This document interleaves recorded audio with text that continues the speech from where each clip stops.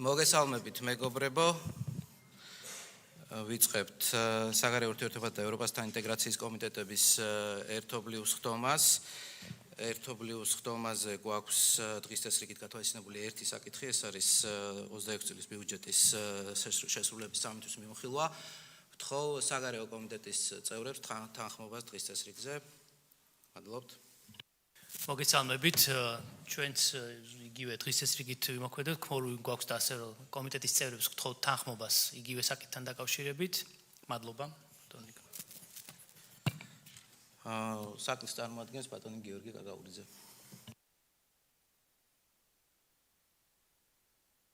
დიდი მადლობა, მოგესალმებით. წარმოგიდგენთ ინფორმაციას 2026 წლის ბიუჯეტის პირველი კვარტალის შესრულებასთან დაკავშირებით.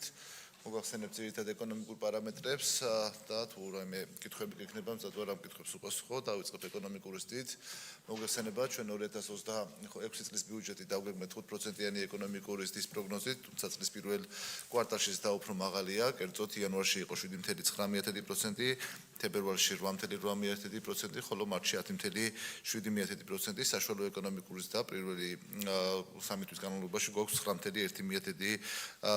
რაც შეეხება ინფლაციის მაჩვენებელს, მოგეხსენებათ ინფლაციის მაჩვენებელი არის უფრო მაღლა ვიდრე რეფინანსირების მიზნობრივი მაჩვენებელი ეროვნული ბანკის განსაზღვრული 4.3% იყო მარტში ინფლაციის მაჩვენებელი, საშუალო ინფლაცია ბოლო 12 თვის განმავლობაში 4.4% შეადგენს.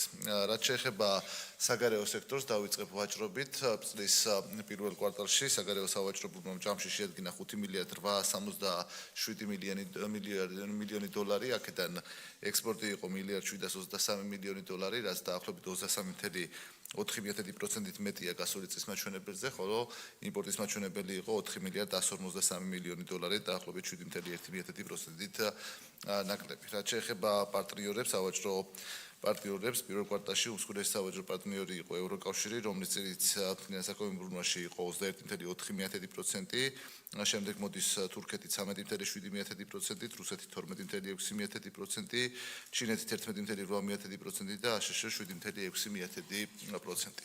მეორე მიმართულება საგარეო სექტორის არის ტურიზმი. ტურიზმის ნაწილში ჩვენ წლის პირველ კვარტალში ყავდა 1.170.000 ტურისტული ვიზიტორი, რომელთაგან ტურისტული ვიზიტების რაოდენობა იყო 997.000.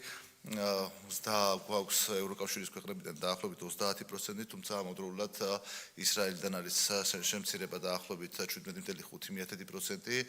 ეს ის პერიოდია, როდესაც ფრენები იყო შეზღუდული და ამ პერიოდში მნიშვნელოვნად შემცირდა, თუმცა ჯამში ტურიზმიდან მიღებული შემოსავალი შემცირებული არ არის, უმნიშვნელოს და არის 0.2% და 830 მილიონ დოლარამდეა წლის პირველ კვარტალში ტურიზმიდან მიღებული შემოსავლები.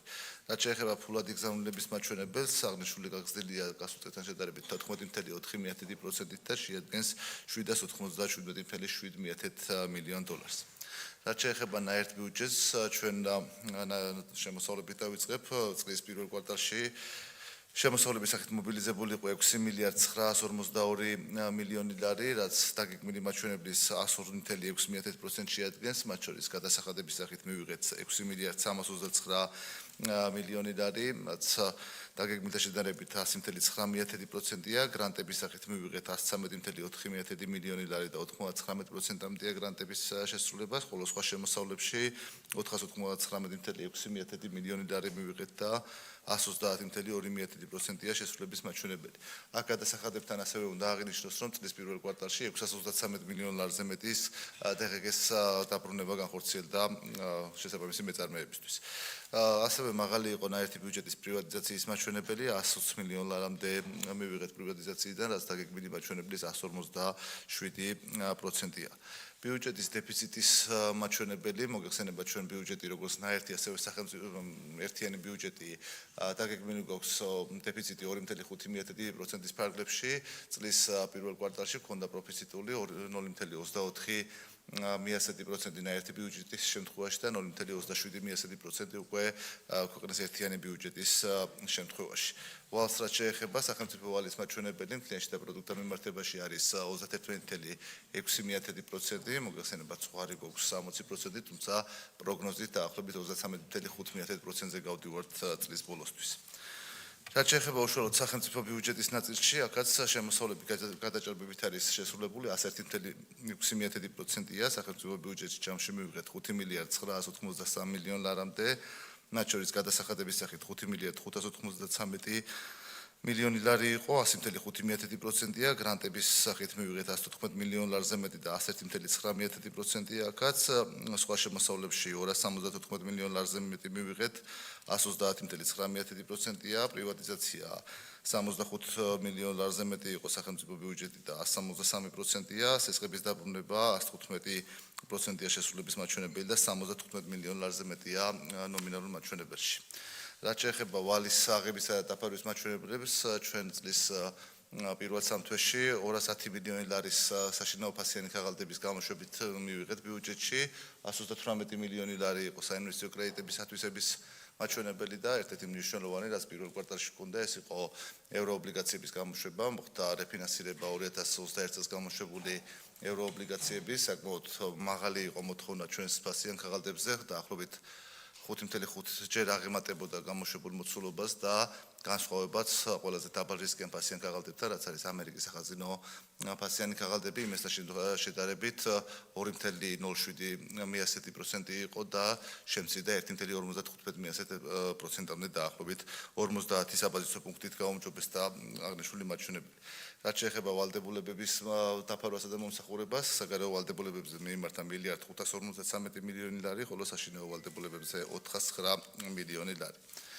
ბიუჯეტის ხარჯვით ნაწილს რაც შეეხება, აქ მოგეხსენებათ ჩვენ ჯამური ბიუჯეტი წელს გვაქვს 30.891 მილიონი ლარი, პირველ კვარტალში საკასო ხარჯმა შეადგინა 7.218 მილიონი ლარი, რაც დაგეგმილი კვარტალური გეგმის 91.6%-ია, ხოლო დამტკიცებული წლიური ბიუჯეტის 23.4%. რამდენიმე მსხვილი ბიუჯეტის მქონე უწყებაზე მოგახსენებთ, დავიწყებ ყველაზე დიდი ბიუჯეტის მქონე უწყებით, ჯანდაცვის სამინისტროს შემთხვევაში ათვისების მაჩვენებელი არის 95.9%, 2.321 მილიონ ლარზე მეტი არის ათვისებული ჯანდაცვის სამინისტროს მიერ. ყველაზე მაღალი ათვისება გეგმიურ მაჩვენებლებთან შედარებით ჰქონდა ინფრასტრუქტურის სამინისტროს 451 მილიონ ლარზე მეტი იქნა ათვისებული აღნიშნული სამინისტროს მხრიდან და 107.5%-ია. სხვა სამინისტროების შემთხვევაში დაახლოებით 80-დან 90%-მდე მერყეობს საშუალოდ, უშუალოდ საგარეო საქმეთა სამინისტროს შემთხვევაში 91.2%-ია შესრულების მაჩვენებელი, 55.500.000 ლარამდე იქნა ათვისებული და შესრულების მაჩვენებელიც მოგახსენეთ. ეს არის პირველ კვარტალში არსებული ძირითადი პარამეტრები, თუ რომელიმე მიმართულებით ან შემოსავლების ან ხარჯვით ნაწილზე გაქვთ კითხვები, მზად ვარ თქვენს კითხვებს უპასუხოთ. დიდი მადლობა. მადლობა ბატონო გიორგი. კითხვები ხომ არ არის? ბატონო ირაკლი. მაინც ერთი კითხვა განმარტების კუთხით, აი ყველა მაჩვენებელი, ყველა პარამეტრი შეიძლება ითქვას, რომ სახარბიელო არის. ინფლაცია არის ერთადერთი, რომელიც ასე ვთქვათ, აი ამ ზღვრულ მაჩვენებელზე მაღლა არის და რით არის გამოწვეული, რომ ეს განმარტოთ კიდევ ერთხელ მადლობთ. დიდი მადლობა. ინფლაციაზე ბევრი ფაქტორი მოქმედებს, მათ შორის ყველაზე მნიშვნელოვანი ფაქტორი, რაც დღესდღეობით არსებული ინფლაციაზე მოქმედებს, ეს არის საგარეო იმპორტიდან მიღებული ინფლაცია, კერძოდ საწვავის ფასების დამ, არა მხოლოდ უშუალოდ საწვავზე გამოიწვია საერთაშორისო ბაზარზე ფასების და არამედ დღეს გადაცემის ეფექტით მოხდა ბევრ სხვა პროდუქტზე ფასების და შესაბამისად ეს აისახა საქართველოში ინფლაციის მაჩვენებელზეც. ამის საპასუხოდ დღეს ალბათ უკვე გაქვთ ინფორმაცია, ეროვნული ბანკი უკვე ჩაერთო პოლიტიკის განაკვეთი გაზარდა 0.25 პუნქტით და განცხადებაც იყო, რომ ინფლაციის მიმართულებით ისინი გადადგავენ იმ ზომის ნაბიჯებს, რა ზომაც იქნება იმისათვის, რომ დაუბრუნდეს მიზნობრივ მაჩვენებელს. წელს საშუალო ინფლაცია დიდი ალბათობით მიზნობრივზე მაღლა შენარჩუნდება, თუმცა უკვე წლის მეორე ნახევრიდან იქნება ტენდენცია კლებისკენ და წლის ბოლოსთვის მიუახლოვდება შედარებით დაბალ ნიშნულს. ხალბატონო ეკა. მადლობა გია მაჩვენებლები ნამდვილად კარგი არის, ეს მოწმობს, რომ სახელმწიფო სტრუქტურები გამართულად ფუნქციონირებენ და რა თქმა უნდა, ინფლაციის მაჩვენებელი არის ის, რომელიც მოსახლეობის ყველა ფენას აღელვებს. თქვენ ახლა ახსენეთ იმ ზომების შესახებ, რაც სახელმწიფომ უკვე გადადგა იმისათვის, რომ ინფლაცია დაუბრუნდეს მიზნობრივ მაჩვენებელს. და თქვენ ახსენეთ, რომ ეს ძირითადად გამოწვეულია საერთაშორისო ბაზრებზე არსებული ინფლაციური პროცესებით. აი საერთაშორისო ბაზრებზე არსებული ინფლაციის საქართველოს საშინაო სამომხმარებლო ბაზარზე გადმოცემის მაჩვენებელი რამდენია? როგორც ვიცით, იქ გაცილებით მაღალია და საქართველოში როგორ აისახება ეს აი ამ შესახებაც თუ შეგიძლიათ გითხრათ და აი ინფლაციის საერთაშორისო ბაზრებზე მიმდინარე ინფლაციის საქართველოში გადმოტანის შერბილებაზე რა ფაქტორები ახდენს გავლენას?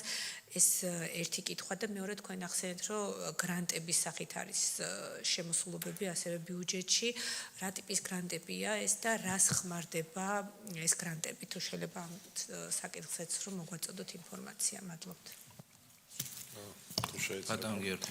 დიახ, აი მეც ინფლაციასთან დაკავშირებით ნაწილობრივ კოლეგებმა იკითხეს, მაგრამ რადგან მათ უკვე იკითხეს, მე მაშინ კონკრეტულად მექნებოდა თხოვნა თქვენთან სურსათზე არსებული ინფლაციაზე თუ შეიძლება კიდევ უფრო მეტი ინფორმაცია რომ მოგვაწოდოთ, იმიტომ რომ როგორც აქ წარმოდგენილ დოკუმენტში ვკითხულობთ, ყველაზე მაღალი ინფლაცია პრინციპში არის სურსათზე, რაც ჩვენი მოქალაქეებისთვის მთავარ პრობლემას წარმოადგენს, ანუ 7.5% და საერთო ინდექსშიც როგორც ჩანს ყველაზე დიდი წილი აქვს სურსათს. და ახლა როდესაც თქვენ საუბრობთ საერთაშორისო ბაზრებზე, ნავთობზე, ფასის ზრდაზე და ასე შემდეგ, რამდენად ეს პირდაპირ უკავშირდება სურსათზე და პირველადი მოხმარების პროდუქტზე, ასე ვთქვათ, ინფლაციას, ეს ერთი და იქნებ კიდევ უფრო მეტად განმარტოთ მიზეზი, ოღონდ ამ შემთხვევაში კონკრეტულად სურსათს გულისხმობ.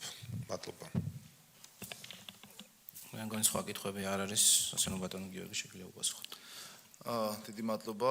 პირველ რიგში გრანტებზე უპასუხებ და ინფლაციაზე ერთდროულად უპასუხებ. გრანტების სახით მიღებულია 3 ტიპის გრანტები გვაქვს. ერთი საინვესტიციო გრანტები, ანუ კონკრეტული ინფრასტრუქტურული პროექტების ფარგლებში სესხთან ერთად გვაქვს საგრანტო კომპონენტის და შესაბამისად ეს არის დაახლოებით 6.6 მილიონი ლარი, ეგრეთ წოდებული რეესტრის გრანტები, რომელიც სხვადასხვა საბიუჯეტო ორგანიზაციები წლის განმავლობაში იღებენ მიზნობრივ გრანტებს. ეს შეიძლება იყოს განათლების მიმართულებით, გარემოს დაცვა და სხვადასხვა მიმართულებებით და ეს არის პირველ კვარტალში 8.9 მილიონი ლარი და დანარჩენი უკვე არის ბიუჯეტის კანონის შესაბამისად ციპებიდან მიღებული გრანტები, რომელიც დაგეგმილია 2026 წლის ბიუჯეტში დაახლოებით 99 მილიონია პირველ კვარტალში აღნიშნული მაჩვენებელი.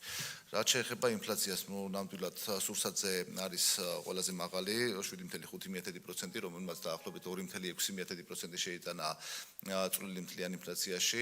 პირველი რაც გავლენას ახდენს, მოგეხსენება ჩვენი იმპორტ დამოკიდებული ქვეყანა ვართ, მათ შორის სურსათის კუთხითაც და განსაკუთრებით პირველი კვარტალის პერიოდში, როდესაც ადგილობრივი პროდუქცია ნაკლებია, ეს იმპორტირებული ინფლაცია პირდაპირ აისახება ფასებზე. გარდა ამისა იყო სხვა კომპონენტებიც, რომელმაც იგივე ხორცის მიმართებაში და სხვადასხვა მიმართებაში იქ საზღვრებზე რამდენიმე ქვეყნიდან, ზოგიერთი ქვეყნიდან შემოტანა შეიზღუდა გამომდინარე გავრცელებული სხვადასხვა დაავადებებისა, ამანაც იქონია რა თქმა უნდა გავლენა, თუმცა პირველი და უდიდესი ეფექტი მაინც იქონია იმ გარემოება, რაც არის საერთაშორისო ბაზარზე ფასების და მე თავიდანვე ვახსენე, რომ ფასის და საწვავზე ეს არ არის მხოლოდ უშუალოდ ბენზინზე და დიზელზე ფასის და მისი ტრანსპორტირების ხარჯი და ლოჯისტიკური ხარჯი მნიშვნელოვნად იზრდება და ამ შემთხვევაში უკვე მათ შორის წარმოების ხარჯების და მოგეხსენებათ ერთ-ერთი მაღალი მაჩვენებელი, რაც გაიზარდა მსოფლიო ბაზარზე სასუქების ღირებულებაა, რომელიც რამდენიმე ქვეყანამ შეიძლება პრობლემა შეუქმნას და ეს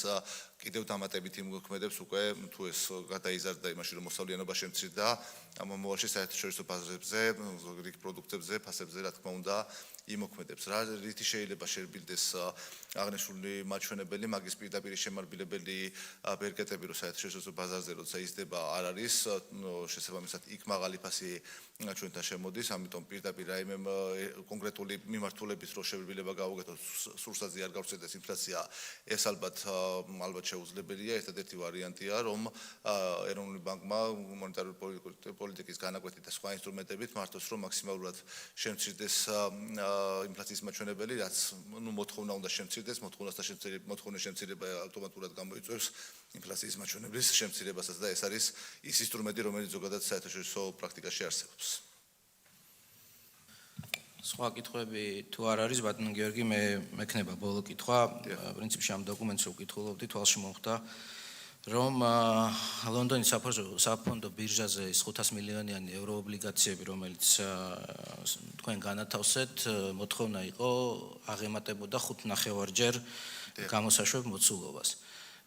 ეს ვფიქრობ ძალიან დიდი, ასე ვთქვათ, მინიშნებაა იმისა, რომ საქართველოს ფინანსურ სტაბილურობას და მდგრადობას და მის ფინანსური სექტორის სიჯანსაღეს საერთაშორისო ასპარეზზე, ასე ვთქვათ, ძალიან პოზიტიურად უყურებენ. ამიტომ თქვენი მხრიდან იქნება საზოგადოებასაც გაუმარტოთ, რას ნიშნავს, როდესაც 500 მილიონ დოლარიან ევროობლიგაციებზე 5.5-ჯერ მეტია მოთხოვნა. დიდი მადლობა.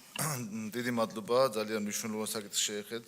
მე კიდევ ერთხელ გავიმეორებ, ეს მაღალი მოთხოვნა, რა თქმა უნდა, პირდაპირ არის დაკავშირებული იმ მაკროეკონომიკურ სტაბილურობასთან, რომელიც ქვეყანას ბოლო 5 წლის განმავლობაში აქვს, მაღალი ეკონომიკური და მაკროეკონომიკური სტაბილურობა, მდგრადობა სხვადასხვა შოკების მიმართ, მიუხედავად რეგიონში სხვადასხვა დროს არსებული კრიზისებისა, რაც სარეიტინგო კომპანიების მიერ იყო მიჩნეული, რომ ამას უნდა ემოქმედა ქვეყნის ეკონომიკაზე უარყოფითად, საბოლოო ჯამში ვნახეთ, რომ ბოლო 4 წლის განმავლობაში საშუალო ეკონომიკური ზრდა 9%-ზე მაღალი გვაქვს, მიუხედავად იმისა, რომ ძალიან ბევრ ქვეყანაში საარჩევნო პერიოდი ფისკალურ პარამეტრებზე უარყოფითად მოქმედებს ხოლმე, ჩვენ დეფიციტის მაჩვენებელი კოვიდის შემდგომ პერიოდში შენარჩუნებული გვაქვს 2.5-ზე დაბალ ნიშნულზე, 2.5%-ზე დაბალ ნიშნულზე და გასულ წელს საერთოდ 1.4% იყო.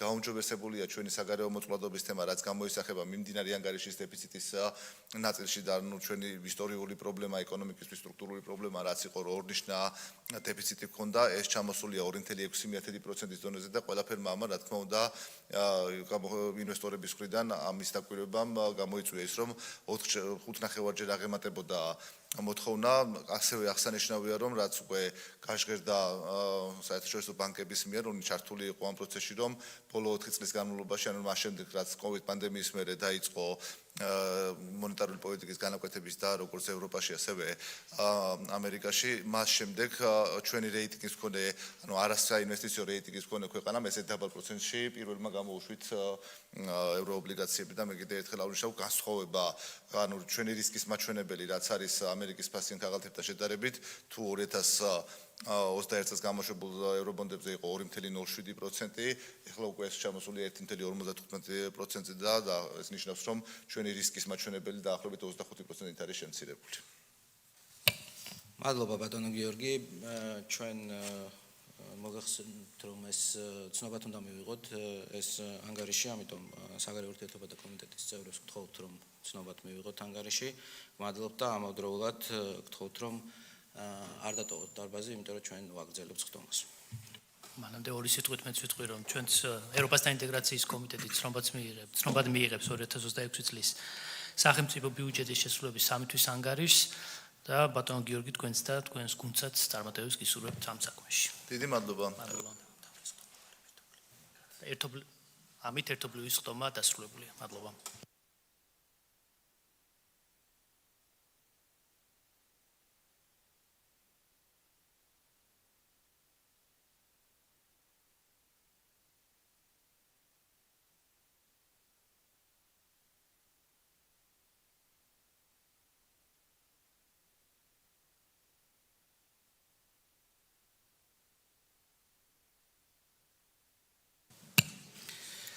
მეგობრებო, ჩვენი დღის წესრიგის მეორე საკითხი არის 2025 წლის ანგარიში გაეროს კომიტეტების მიერ საქართველოს მიმართ მიღებული გადაწყვეტილებების აღსრულების შესახებ. იუსტიციის მინისტრის მოადგილე ბატონი ბექა ძამაშვილი წარმოადგენს საკითხს.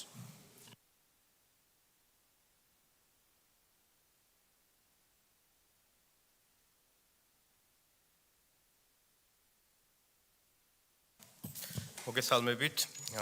ანგარიშს წარმოგიდგენთ საქართველოს მთავრობის სახელით, იუსტიციის სამინისტროს სახელით უკვე მეათეთ.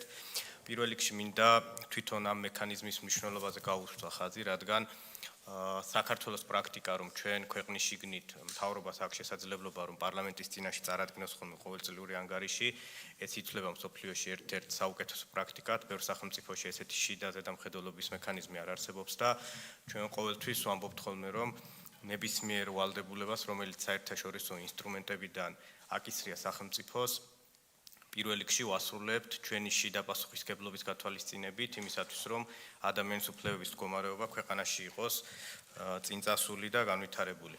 შესაბამისად ეს მექანიზმი ჩვენ ყოველწლიურად გვაძლევს შესაძლებლობას, რომ ქვეყნის შიგნით ვიმსჯელოთ ხოლმე თუ რაიმე გამოწვევები არსებობს, ასევე რა მიღწევები გვაქვს და ამის შემდეგ უკვე ინფორმაცია გავაგზავნოთ ხოლმე გაეროს შესაბამის ორგანოებში. ისიც უნდა ითქვას, რომ თავის მხრივ გაეროს კომიტეტების გადაწყვეტილებებს საერთაშორისო სამართლის გადმოსახედიდან აქვს მხოლოდ სარეკომენდაციო ხასიათი, თვითონ გადაწყვეტილების ტექსტებში ეს პირდაპირ არის მითითებული, თუმცა საქართველოს ხელისუფლებამ ეს 2016 წლიდან საკანონმდებლო ცვლილებების შედეგად ასე ვთქვათ, სამართლებრივ ვალდებულებად აქცია და ჩვენს ქვეყანაში ასევე ესეც ითვლება საუკეთესო პრაქტიკად, ჩვენს ქვეყანაში გაეროს კომიტეტების გადაწყვეტილება არ არის მხოლოდ სარეკომენდაციო, არამედ მას აქვს შესასრულებლად სავალდებულო ძალა. რაც შეეხება უშუალოდ წარმოდგენილ ანგარიშს, წინა მოხსენებების დროს თქვენ წინაშე სხვადასხვა საქმე გქონდა ჩვენ გამოტანილი, შემიძლია გითხრათ, რომ იმ ძველი საქმეებიდან გასულ წელს მოხერხდა ორი საქმის სრულად აღსრულება და დახურვა, ეს შეეხება ერთი ხანუმ ჯეირანოვას საქმეს და მეორე ეს იყო ეს გაეროს ქალთა უფლებათა კომიტეტში და მეორე ეს იყო ნბ საქართველოს წინააღმდეგ გაეროს ბავშვთა უფლებათა კომიტეტში გაეროს შესაბამის კომიტეტების შეფასებით ორივე საქმე უმაღლესი შეფასებით A შეფასებით დაიხურა, რაც ნიშნავს იმას, რომ ყველა ვალდებულება, რაც საქართველოს ქონდა დაკისრებული ამ საქმეებთან მიმართებით სრულად შესრულდა. რაც შეეხება მიმდინარე საქმეებს, ჩვენ გვაქვს მხოლოდ ორი საქმე აღსასრულებელი გაეროს წინაშე. ერთი ეს ეხება გაეროს წამების წინააღმდეგ კომიტეტში საქმეს ჯუჩ და ჯუე საქართველოს წინააღმდეგ, ეს არის 2010 წელს მომხდარი ფაქტები, როდესაც მამაშვილი დაკავების დროს და შემდეგ იზოლატორში გადაყვანის დროს დაექვემდებარა არასათანადო მოპყრობას, ასევე ერთ-ერთი მათგანი იყო დიაბეტით დაავადებული და მას არ მიეცა ინსულინის გამოყენების შესაძლებლობა, რითიც კიდევ უფრო დამძიმდა მისი ჯანმრთელობის მდგომარეობა.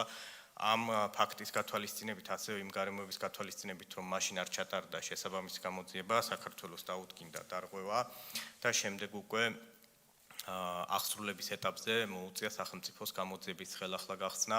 ახლა მიმდინარეობს საქართველოს პროკურატურაში ამ საქმის ხელახალი გამოძიება, ყველა იმ ხარვეზის აღმოფხრის მიზნით, რა თქმა უნდა, თავის მხრივ ის გარემოება, რომ თავის დროზე არ არის ჩატარებული მთელი რიგი საგამოძიებო მოქმედებები არის ობიექტური შემოფერხებელი გარემოება, რადგან მოწმეების ნაწილი საქართველოში არ არის, ან მათ აღარ ახსოვთ საქმისთვის მნიშვნელოვანი ფაქტობრივი გარემოებები, პროკურატურას ახლა მოუწია სახელმწიფო უწყებებიდან მნიშვნელოვანი დოკუმენტაციის გამოთხოვა და ცდილობს, რომ ყველანაირად ის ხარვეზები ახლა აღმოიფხვრათ.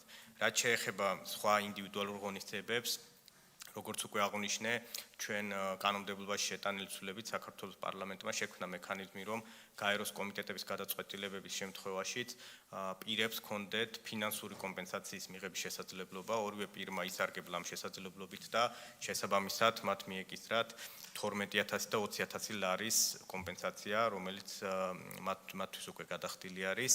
რაც შეეხება ამ მიმართულებით ზოგად ღონისძიებებს, ზოგადად შეიძლება ითქვას, რომ არასათანადო მოპყრობასთან ბრძოლა, წამებასთან ბრძოლა საქართველოში ითვლება ერთ-ერთ წარმატებულ პრაქტიკად, უკვე დიდი ხანი არის საერთაშორისო შემფასებლები, როგორც გაეროს ექსპერტები, გაეროს შემფასებლები, ისე ევროსაბჭოს შემფასებლები აღიარებენ, რომ საქართველოში წამება, როგორც სისტემური ხარვეზი არის მთლიანად აღმოფხვრილი, ჯერ კიდე 2015 წელს იმყოფებოდა საქართველოში გაეროს სპეციალური მომხსენებელი წამების მიმართულებით ხუან მენდესი, რომელმაც პირველად გააკეთა ეს შეფასება, რომ საქართველოში ეს სისტემური პრობლემა არის აღმოფხვრილი და შემდეგ ჩვენ აი ბოლო რამდენიმე წლის განმავლობაში, ბოლო 4 წელში შეიძლება ითქვას, რომ 3-4 ვიზიტს უმას მინძლეთ, როგორც ევროსაბჭოს წამების პრევენციის კომიტეტიდან, ისე გაეროს წამების პრევენციის ქვეკომიტეტიდან და ყველა მათგანის შეფასება და ანგარიში, რომელიც საჯაროდ არის გამოქვეყნებელი, მიუთითებს, რომ წამების შემთხვევები არის მთლიანად აღმოფხვრილი, საქართველოს პენიტენციური სისტემა არის მთლიანად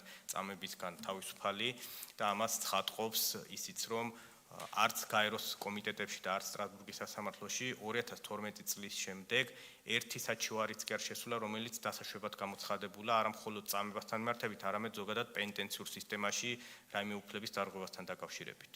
და ამით ჩვენ ძალიან ვამაყობთ, რადგან ეს არის ყველაზე მკაფიო ინდიკაცია, რა შედეგები მოაქვს ამ სისტემაში განხორციელებულ რეფორმებს.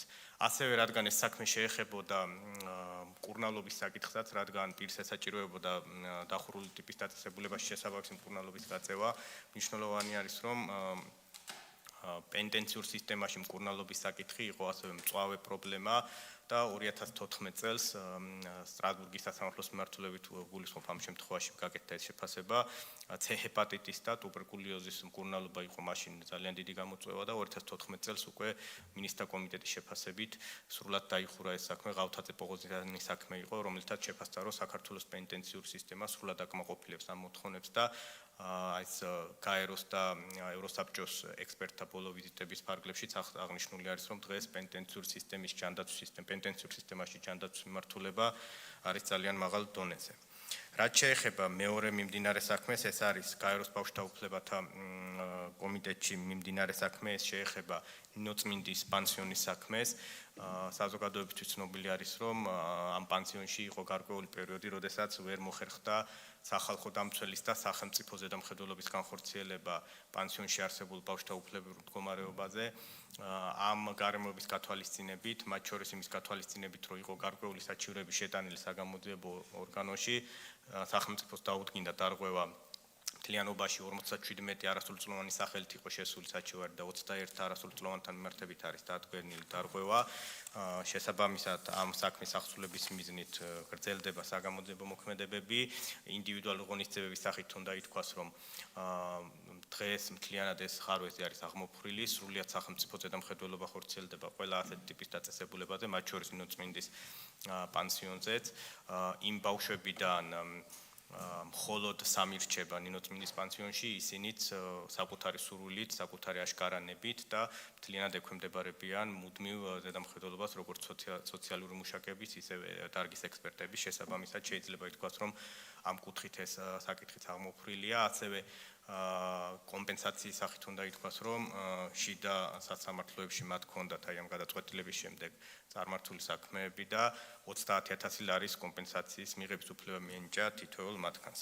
რაც შეეხება მიმართულებით ზოგად ღონისძიებებს, ბავშვის უფლებათა დაცვის მიმართულებით ჩვენ ხელისუფლების დროს არაერთი მნიშვნელოვანი ღონისძიება განხორციელდა, განსაკუთრებით შეიძლება აღინიშნოს 2019 წელს ბავშვის უფლებათა კოდექსის მიღება, შემდეგ უკვე უფრო სტრატეგიულ დოკუმენტებში არის გაწერილი დეტალურად ის პასუხისმგებლობები, რაც სახელმწიფოს აკისრია, ეს არის 2022-2030 წლების სტრატეგია ადამიანის უფლების შესახებ და ამ სტრატეგიის იმპლემენტაციისთვის შექმნილი შესაბამისი სამოქმედო გეგმა. და ყველა ეს დოკუმენტი, ეს სამართლებრივი აქტი მიზნად ისახავს, რომ ბავშვის საუკეთესო ინტერესები იყოს სრულად უზრუნველყოფილი. შეჯამების სახით რო გითხრათ, საერთო სურათი რაც არის, მთლიანობაში რაც საქართველოსთვის სავალდებულო არის გაეროს სახელშეკრულებო ორგანოები, ინდივიდუალური საჩივრების წარდგენა რაც შესაძლებელია, სულ 15 საქმეზე აქვს ამ კომიტეტებს გადაწყვეტილება გამოტანილი. აქედან 8 საქმეზე დარღვევა არ დადგინდა, დარღვევა დადგენილია 7 საქმეზე, 7 საქმიდან 5 არის უკვე სრულად აღსრულებული და ეს 2 საქმე იყო დარჩენილი, რომელიც არის მიმდინარე. იმის გათვალისწინებით, რომ თვითონ გაეროს კომიტეტები მთლიანად სოფლიოში ნაკლებად პოპულარულია და ეხლა ევროპის რეგიონში უფრო მეტი ადამიანი მიმართავს ხოლმე სტრასბურგის სასამართლოს, მიუხედავად იმისა, რომ დღევანდელი მოხსენება მას არ ეხება, შემიძლია გითხრათ უბრალოდ რიცხვები, რომელიც წარმოაჩენს უფრო ზოგადად ჩვენს ქვეყანაში არსებულ უფლებრივ მდგომარეობას ადამიანის უფლების კუთხით. ბოლო 15 წელში შეიძლება ითქვას, რომ სტრასბურგის სასამართლოს წინაშე არსებული საქმეების რაოდენობა არის 90-95%-ით შემცირებული. მაგალითად 2011 წელს იყო 3000-ზე მეტი საჩივარი მიმდინარე საქმე სტრასბურგის სასამართლოში და გასული წლის ბოლოს ეს რიცხვი ჩამოვიდა 194-მდე, ანუ 3000-დან 194-მდე, ეს არის სადღაც 90-95%-იანი კლება და ამ პერიოდები რომც არ შევადაროთ და უშუალოდ აი 2025 წლის მაჩვენებელი რო ავიღოთ მხოლოდ და შევადაროთ სხვა სახელმწიფოებს, ეს 194 საქმე ცალკე აღებული შეიძლება არაფერს ამბობდეს თუ არ შევადარებთ სხვა ქვეყნებს. ამ მაჩვენებლით საქმეთა სიმცირით საქართველოს უსწრებს ევროსაბჭოს 29 სახელმწიფოს და ამ 29 სახელმწიფოდან 19 არის ევროკავშირის წევრი. ეს ცალკე უბრალოდ რიცხვებით და თვითონ მოსახლეობის რაოდენობის გათვალისწინებით, რა თქმა უნდა, მნიშვნელობა აქვს მოსახლეობის რაოდენობას სახელმწიფოებში. საქართველოს უსწრებს 27 სახელმწიფოს და 27 სახელმწიფოდან 14 არის ევროკავშირის წევრი სახელმწიფო. ანუ თავისთავად ეს მაჩვენებელი არის, შეიძლება ითქვას, ყველაზე ობიექტური, რადგან ყველა სახელმწიფოში, როდესაც ადამიანებს აქვთ განცდა, რომ ქვეყნის შიგნით არ არის შესაძლებელი უფლებების დაცვა, ისინი მიდიან საერთაშორისო ორგანოებში, იქნება ეს გაეროს კომიტეტები თუ სტრასბურგის სასამართლო და ეს სტატისტიკა და ეს რიცხვები, ვფიქრობთ, რომ ყველაზე ობიექტური მაჩვენებელია, რაც ადამიანის უფლებების მდგომარეობას აფასებს ჩვენს ქვეყანაში. დიდი მადლობა ბატონო ბექა, სანამ კოლეგებს მივცემ კითხვის დასმის საშუალებას. მე ასევე მენიშნა თქვენს გამოსვლაში ცნობა იმის შესახებ, რომ გაეროს და ევროსაბჭოს წამების წინააღმდეგ კომიტეტები იყვნენ ჩამოსული საქართველოში, მათ შეაფასეს ვითარება, თან ეს ბოლო რამდენიმე წელიწადში მოხდა ეს ყველაფერი და დაადგინეს, რომ წამების ფაქტი არ ყოფილა. ამავდროულად ჩვენ სულ ცოტა ხნის წინ ყავდა მოსკოვის მექანიზმის პოლონელი ექსპერტი, რომელიც 48 საათით ჩამოვიდა საქართველოში და შემდეგ დაწერა 120 გვერდიანი ანგარიში, სადაც ყოველ მესამე წინადადებაში წამება არის გამოყენებული სიტყვა, ოღონდ დაუდასტურებელ მონაცემებზე დაყრდნობით. თუ შევადარებთ ახლა ჩვენ გაეროს და ევროსაბჭოს წამების კომისიის ექსპერტების ვიზიტს ერთის მხრივ და თუ შეიძლება განმარტეთ ეს ექსპერტები რომ ჩამოდიან რამდენი ხნით რჩებიან საქართველოში, ვის სტუმრობენ, სად მიდიან, ვის ხვდებიან და როგორ წერენ ანგარიშებს და შემდეგ ასევე გთხოვთ მოგვაწოდოთ ინფორმაცია პოლონელი ექსპერტი მოსკოვის მექანიზმის იყო თუ არა, იმყოფებოდა თუ არა პენიტენციურ დაწესებულებებში, ან ჰქონდა თუ არა შეხვედრა შესაბამის მაგალითად თქვენთან ან სხვა უწყებებთან, ვინც ამ თემებზე მუშაობს. დიდი მადლობა. დიდი მადლობა ამ კითხვისთვის. ნამდვილად მნიშვნელოვანი არის, რომ ეს საკითხიც უფრო ფართოდ გავშალოთ. თვითონ როდესაც რამდენიმე მნიშვნელოვანი არის ორივე როგორც სტრასბურგის ევროსაბჭოს მიმართულებით, ისე გაეროს მიმართულებით, გვაქვს ორი ობიექტური შეფასების შესაძლებლობა. ერთი ეს არის ექსპერტების ვიზიტი და თქვენ რადგან დასვით კითხვა ევროსაბჭოს მხრიდან ეს არის CPT, წამების პრევენციის კომიტეტი, რომლის ექსპერტებიც ბოლო 4 წლის განმავლობაში სამჯერ იყვნენ საქართველოში, მათი მუშაობის სპეციფიკა და ფაქტობრივად გაეროს შესაბამისი ქვეკომიტეტი SPT ანალოგიურად მუშაობს. ეს კომიტეტი იყო პირველად საქართველოში 2 წლის წინ. მათი მუშაობის სპეციფიკა არის, ისინი დაახლოებით 7-10 დღის განმავლობაში, შეიძლება 2 კვირის განმავლობაში ჩამოდიან ქვეყანაში, ადგილზე ნახულობენ ყველა დახურული ტიპის დაწესებულებას, თან ისინი ამ დაწესებულებებს ნახულობენ ისე, რომ სახელმწიფომ წინასწარ არ იცის, რომელ დაწესებულებაში მოუნდებათ, ისინი ჩამოდიან, ჩვენ ვიცით, რომ რომელ დაწესებულებაშიც მათ ექნებათ სურვილი, იქ უნდა შევიდნენ, მხოლოდ 1 საათით ადრე ან 2 საათით ადრე შეიძლება ვიცოდეთ, ანუ ეს ნიშნავს იმას, რომ აბსოლუტურად რეალურ ვითარებაში აფასებენ მდგომარეობას დახურული ტიპის დაწესებულებებში. ისინი ადგილზე ხვდებიან შეზღუდულ თავისუფლება აღკვეთილ პირებს, ესაუბრებიან მათ, ესაუბრებიან საჭიროების შემთხვევაში მათ ადვოკატებს, ესაუბრებიან სახალხო დამცველს, არასამთავრობო სექტორს, სახელმწიფო უწყებებს. ან ფაქტობრივად მათ აქვს შესაძლებლობა როგორც დიალოგის რეჟიმში მიიღონ ინფორმაცია, ასევე ადგილზე გადაამოწმონ თვითონ დახურული ტიპის დაწესებულებებში და ამის შემდეგ საკმაოდ დიდი დრო ჭირდებათ. თითოეულ ამ კომიტეტს დაახლოებით მინიმუმ 6 თვე ჭირდება ხოლმე, რომ ანგარიში დაწეროს, შემდეგ ეს ანგარიში ეგზავნება სახელმწიფოს აქვს დაახლოებით იგივე დრო, რომ თავისი პოზიცია დააფიქსიროს და მხოლოდ ამ სიღრმისეული განხილვის შედეგად დგება ანგარიში, იმისთვის რომ ანგარიში იყოს, ასე ვთქვათ, სანდო ინფორმაციაზე დაყრდნობით. აღარაფერს ვამბობ თვითონ სტრასბურგის სასამართლოში ან გაეროს კომიტეტებში ინდივიდუალურ საჩივრის ფარგლებში საქმის განხილვას, რადგან ეს ორგანოები გადაწყვეტილებას იღებენ მხოლოდ მტკიცებულებებზე დაყრდნობით, არა რაღაც შეფასებებზე დაყრდნობით, არამედ აუცილებელია საქმეში იყოს შესაბამისი მტკიცებულებები და მაგიტომაც მოგახსენეთ ის სტატისტიკა, რომ ის სტატისტიკა აჩვენებს რეალობას მტკიცებულებებზე დაყრდნობით. რაც შეეხება მოსკოვის მექანიზმს, ჩვენ გვქონდა შესაძლებლობა 1 საათის განმავლობაში უწყებაში ეს შეხვედრა გამართულიყო. მინისტრთან იყო შეხვედრა, რომელსაც უშუალოდ მეც ვესწრებოდი. ის საკითხები ერთ საათის განმავლობაში ბუნებრივია ახლა, რაც ანგარიში ამდენ გვერდიდან ანგარიშია აღნიშნული, შეუძლებელია ფიზიკურად, მათემატიკურად ეს საკითხები დაფარულიყო. ჩვენ რა თქმა უნდა მას მივაწოდეთ ინფორმაცია ყველა იმ ანგარიშის შესახებ, სტრასბურგის სტატისტიკის შესახებ, ამ დადებითი დინამიკის შესახებ, რადგან მათ შორის ნაწილზე მხოლოდ რა თქმა უნდა დღევანდელი ფორმატის გათვალისწინებით თქვენ გესაუბრეთ, მათ შორის ჩვენ შესაბამისი წყაროებიც გაუგზავნეთ, რომ საჭიროების შემთხვევაში მას გამოეყენებინა, რადგან უნდა შეეფასებინა მთლიანად ქვეყანაში არსებული ადამიანის უფლებების მდგომარეობა, თუმცა ანგარიში, როგორც ნახეთ, სახელმწიფოს მიერ მიწოდებული ინფორმაცია, რომელიც ობიექტურ წყაროებს ეყრდნობა და ამ შემთხვევაში გაეროსდა ევროსაბჭოს შესაბამისი ორგანოების გადაწყვეტილებებს. ეს ინფორმაცია იმ ანგარიში არ არის ასახული და ასახულია ცალმხრივად შეიძლება ითქვას მისი პირადი გადმოსახედიდან ინფორმაცია, რადგან შეიძლება პოლიტიკური შეფასებების გაკეთება, თუმცა სამართლებრივად უნდა ითქვას, რომ როდესაც ესეთი ტიპის დასკვნა დგება, გაეროში და ევროსაბჭოში არის სხვა მეთოდოლოგია, რაც გულისხმობს იმას, რომ განხილვები უნდა იყოს სიღრმისეული, უნდა ეყრდნობოდეს დოკუმენტაციას და ფიზიკურად შეუძლებელია ერთ კვირაში თუ ორ კვირაში ამ მოცულობის მასალის გადამუშავება და შემდეგ დასკვნის დაწერა. დიდი მადლობა, კოლეგებო. კითხვები ბატონო ირაკლი. გასაგებია ახლა ის რა მიზანსაც ისახავდა ის ეგრეთ წოდებული მოსკოვის მექანიზმი და ის ასე ვთქვათ პირობითად ექსპერტი გასაგებია, მაგრამ თქვენ როგორ ფიქრობთ ამ საკითხის მარტო ასე ვთქვათ ჩვენ მედია სივრცეში განხილვის დონეზე უნდა დარჩეს თუ გარკვეული რეაგირება ოფიციალური შეიძლება სახელმწიფოს მხრიდან იყოს აი ესეთი დამახინჯებული აშკარად ასე ვთქვათ პროპაგანდისტულ ჩარჩოებში ჩატეული ქვეყნის საწინააღმდეგოდ მიმართული ვითომ და რაღაც საექსპერტო დასკვნაზე. იმიტომ რომ ეს ხო სადღაც იდება თაროზე, მერე ვიღაცა ამოიღებს და ქიმიური იარაღის გამოყენებასავით დაეყრდნობა ამ დასკვნას. და უნდა არსებობდეს ალბათ გარკვეული პასუხი, სადაც აი ის არგუმენტები ახლა მოკლედ რაც თქვენ აქ ჩამოთვალეთ, იქნება ასახული. მადლობთ. ერთი რაც შემიძლია გითხრათ, როგორც თქვენთვის ცნობილია, მოსკოვის მექანიზმზე კოორდინაციას საგარეო უწყება აკეთებდა იუსტიციის სამინისტრო არ იყო, მაგრამ რაც შემიძლია გითხრათ, ჩვენ რა თქმა უნდა ჩართული ვიყავით ამ პროცესში. მოსკოვის მექანიზმის ანგარიშთან ერთად ასევე გამოქვეყნდა სახელმწიფოს, ასე ვთქვათ, საპასუხო პოზიცია.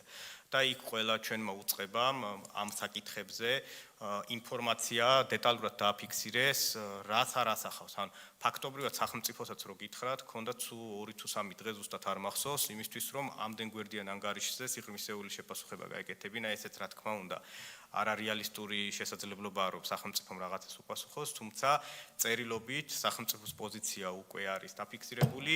შემიძლია გითხრათ ისიც, რომ ზოგიერთი საკითხი იმდენად არარეალისტური იყო, რომ შეიძლება ეს სიღრმისეული შეპასუხების გაკეთება არ ჩაითვალა მიზანშეწონილად, მაგალითად, როდესაც საკითხი შეეხებოდა სისხლის სამართლის საერთაშორისო სასამართლოსთვის მიმართვას, ან რაღაცა სახელმწიფოთა შორისი დავების დაწყება საქართველოს წინააღმდეგ სტრასბურგის სასამართლოში. ან ისეთი რეკომენდაციები იყო, ეხლა ამას სიღრმისეულად რო შეყვე პირველი კურსის სტუდენტები შეიძლება არ ვჭელოდნენ ესეთ საკითხს, იმიტომ რომ საერთოდ მანდატი სისხლის სამართლის საერთაშორისო სასამართლოსი საერთოდ სხვა არის და ის რაც ანგარიში წერია საერთოდ სხვა არის. ამიტომ რადგან სახელმწიფომ ჩათვალა, რომ პასუხი უნდა გაეცა მათ შორის წყაროებზე მითითებით, იმ რამდენიმე დღის განმავლობაში რაც ჩვენთვის შესაძლებელი იყო, სახელმწიფომ ამას უპასუხა, თუმცა სხვა ფორმატებში, ნებისმიერ ფორმატში ეს რეალობა რა არის, მათ შორის სასამართლო გადაწყვეტილებებზე დაყრდნობით თუ სხვა ანგარიშებზე დაყრდნობით, სახელმწიფო ყოველთვის ამ ვითარებას აჟღერებს ყველა შესაბამის ფორმატში, რომ სიმართლე იყოს საზოგადოებამდე მიტანილი.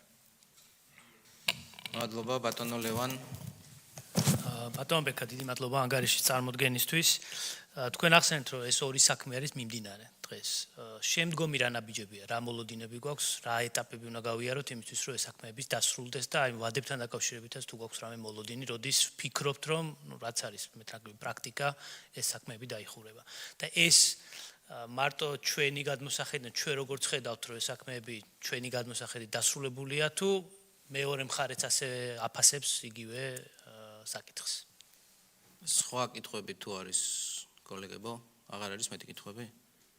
ბატონო გიორგი. აი მეც მინდა მოსკოვის მექანიზმის დასკვნას გამოვეხმაურო კონკრეტულად იმ ნაწილში, რაც ეხება დაკავების პროცესს.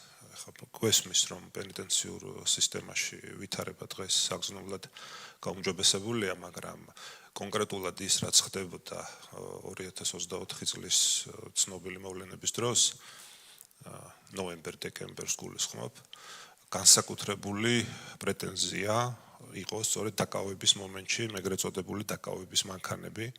ეს ტერმინი აქამდე არ არსებობდა. ეს ალბათ საზოგადოებამ უნდა იცოდეს ზოგადად ვის ეკუთვნის შინაგან საქმეთა სამინისტროს პრეროგატივა, იუსტიციის სამინისტროს, იმიტომ რომ ეს არის რაღაც სრულიად გაუგებარი რგოლი, რომელიც ASC რაღაც ნოუ-ჰაუს პრინციპით გამოჩნდა სწორედ 2024 წლის ნოემბერ-დეკემბერში აქციების დარბევის დროს.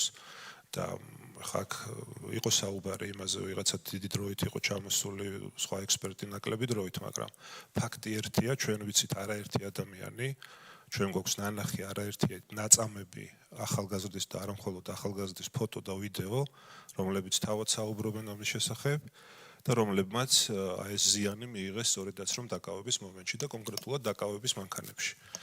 ეს პუნქტი ასახულიც არის მოსკოვის მექანიზმის ექსპერტის დასკვნაში, სადაც არის საუბარი ტრანსპორტირება გულისხმობ დაკავების მომენტიდან პენიტენციურ სისტემამდე. ამიტომ ჩემი კითხვა კონკრეტულად ეხება აი ამ დარღვევას და საერთოდ თქვენ უარყოფთ თუ ადასტურებთ იმ ფაქტს, რომ სწორედაც რომ ათობით მომიტინგე იყო მათ შორის წამების და არაადამიანური მომყრობის მსხვერპლი 2024 წლის ნოემბერ-დეკემბერში. მადლობა. თხოვდო პასუხოთ ბატონ ბექა. თქვენ იცნებართვით ჯერ ბატონ გიორგის უპასუხებთ და შემდეგ ფაქტობრივად შევაჯამებ ბატონ ლევან თქვენს კითხვას.